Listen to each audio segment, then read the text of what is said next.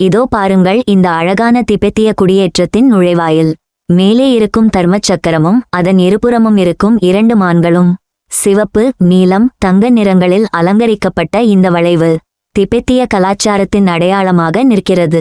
வாங்க இந்த புனிதமான இடத்தை உள்ளே சென்று பார்க்கலாம். இதோ பாருங்கள் இந்த மாபெரும் பிரார்த்தனை சக்கரம் வண்ணமயமான அழகா வைக்கப்பட்டிருக்கு. மேலே ஒரு மணி கட்டியிருக்கு. இதை சுத்தும்போது பிரார்த்தனை சக்கரம்குள் இருக்கும் கம்பி தொட்டு ஒரு இனிமையான ஒலி எழுப்புது.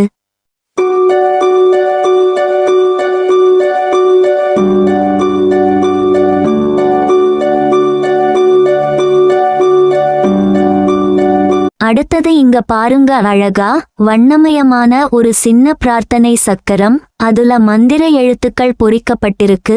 இதை சுத்தும்போது அந்த மந்திர எழுத்துக்கள் உச்சரிக்கப்பட்டதுக்கு சமம் போல பார்க்க புதுமையா இருக்கு. இதுல எனக்கு மிகவும் பிடிச்சது இதனுடைய வண்ணம். இது சுத்துறத பார்க்கும் போது மிகவும் மகிழ்ச்சி எனக்கு.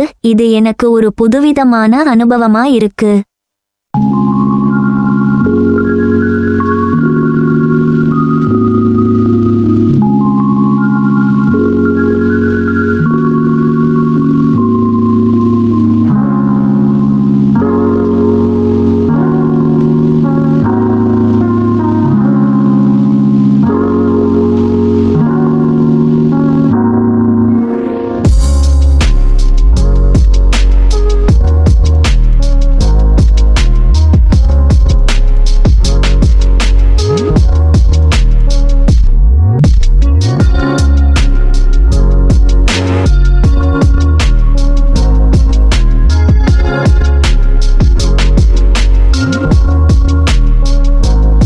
கொஞ்சம் தூரம் போன அப்புறம் இங்க ஒரு சின்ன ஸ்தூபி இருந்தது. அதுலயும் தங்க கலரில் ஒரு சின்ன பிரார்த்தனை சக்கரம் இருந்தது.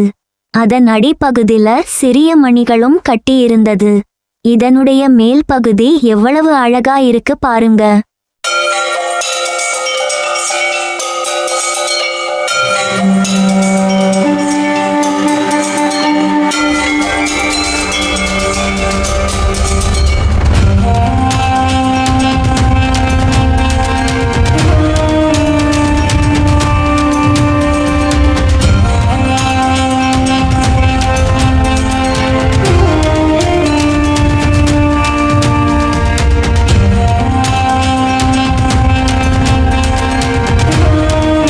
இதோ பாருங்க, வண்ணமயமா மேல் பகுதியில மலை காட்சியும் கொடிகளும் அழகா வச்சிருக்காங்க. இதனுடைய வண்ணத்தை பாருங்களே, இதை பார்க்கவே ஒரு தனி அழகா தெரியுது.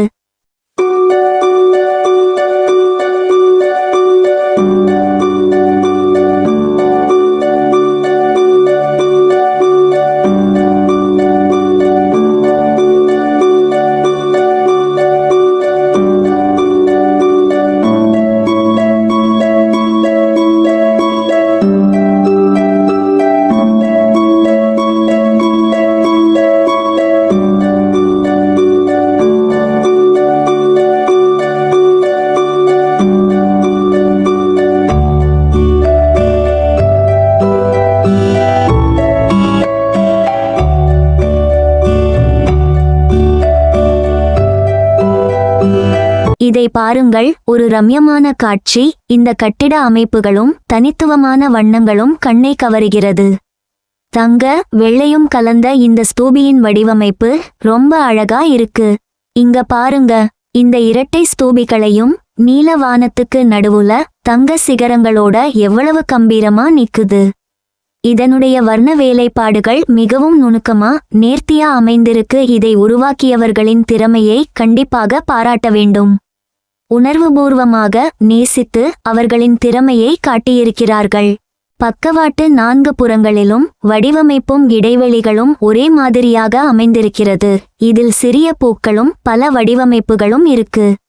தங்க நிறத்தின் நடுப்பகுதியில் சிவப்பு, மஞ்சள் போன்ற வண்ணங்கள் கூடுதல் அழகு சேர்க்கின்றன. என்னுடைய வாழ்நாளில் இப்படி ஒரு காட்சியை காண்பது இதுவே முதல் முறை. இங்க பாருங்க, இன்னொரு அழகான வாசல். தங்க வர்ண கூரையும் நடுவுல ஒரு அலங்கார கதவு இருக்கு. இந்த வாசல் தர்மச் சக்கர வடிவமைப்பு ரொம்ப அழகா செய்திருக்காங்க. சிவப்பு தூண்களும் நீல வானமும் சேர்ந்து இந்த காட்சியை இன்னும் கூடுதல் அழகாக அமைந்திருக்கிறது. இங்க பாருங்க, இந்த அற்புதமான கட்டிடத்தை சிவப்பு, தங்கம், நீலம் நிறங்களில் நுணுக்கமா அலங்கரிக்கப்பட்டிருக்கு. மேல் பகுதியில் தங்க நிறங்களில் சிற்பங்களும் கொடிகளும் பறக்குது.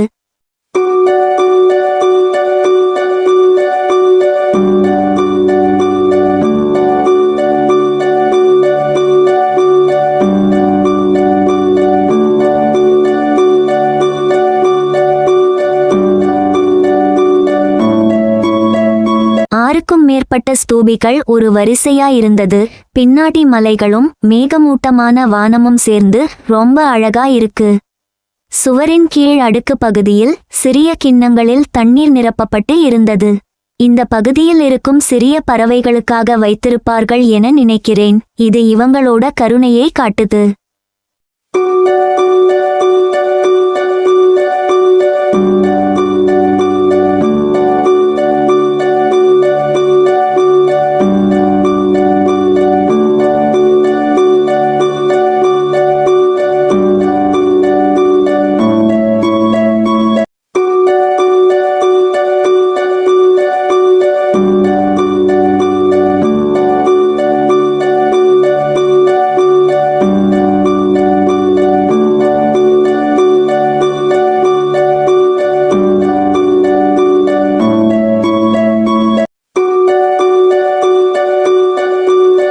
இதன் இறுதியில் பெரிய மணி வடிவ அமைப்பு, அமைதியான சூழல், சுத்தமான காற்று, இவை எனக்கு மிகவும் பிடித்திருந்தது.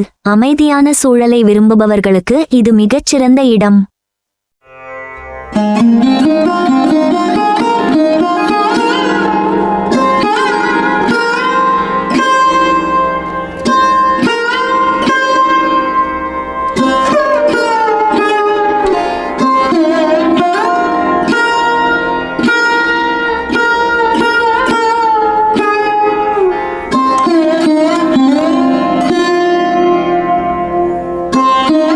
இந்த கொடிகளையெல்லாம் பார்க்கும்போது ஒரு புதுவிதமான காட்சிகள் போல இருந்தது.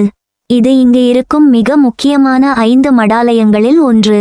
சத்தியமங்கலத்தில் இருந்து திபெத்திய குடியேற்றம் சுமார் 67 கிலோமீட்டர் தொலைவில் உள்ளது. பன்னாரி, திம்பம், கெர்மாலம் வழியாக நான் பயணித்தேன். பின்னர் ஒட்டையர்பால்ய சென்றடைந்து அங்கிருந்து திபெத்திய குடியேற்றத்திற்கு செல்லலாம். சத்தியமங்கலத்தில் இருந்து கெர்மாலம் வரை உள்ள பயணம் மிகவும் அருமையாக இருக்கும்.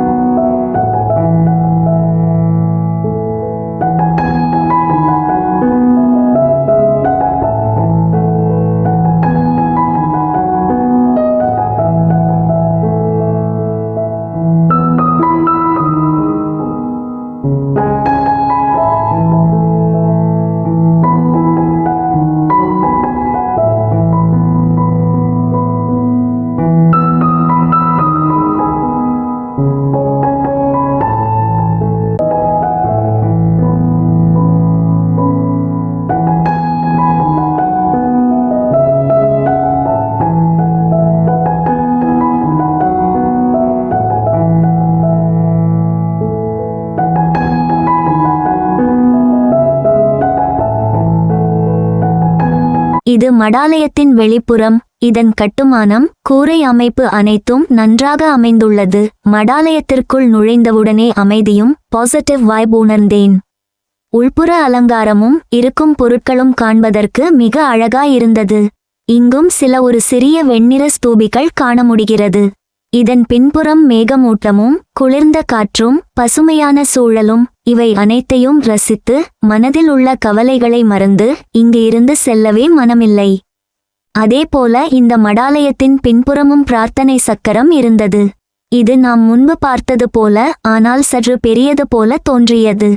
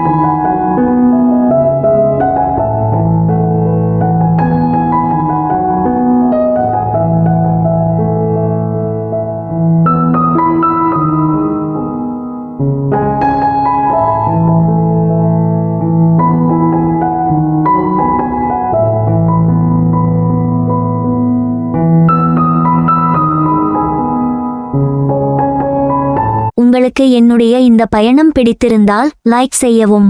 மேலும் இது போன்ற புதுமையான இடங்களை பற்றி தெரிந்து கொள்ள, இயற்கையின் அழகை ரசிக்க நம்முடைய சேனலை ஃபாலோ செய்யவும்.